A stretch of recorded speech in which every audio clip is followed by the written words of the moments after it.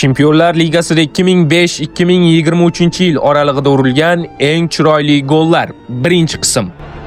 Barselona-Chelsea o'yinida Ronaldinho tomonidan urilgan zargarona gol. Petr Chech ham eng yaqindan ko'rgan tomoshabin edi.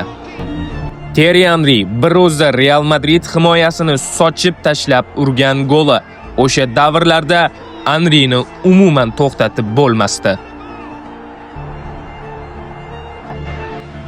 Enfieldda Peter Crouchning akrobatik uslubdagi bu goli Galatasaray futbolchilarini ham qoyil qoldirgan deyshadi. Go'zallikni qarang. Turkiya klublari ham Yevropa Chempionlar Ligasida jar solishgan. Fenerbahçe futbolchisi David Chelsea darvozasiga mana shunday super zarba yo'llab gol urgan. Portuga qarshi o'yinda mukammal Ronaldodan dahshatli zarba. Nomi bilan tug'ilgan gol desak ham bo'ladi. Pushka zarba va Pushkish sovrinini olgan bu gol.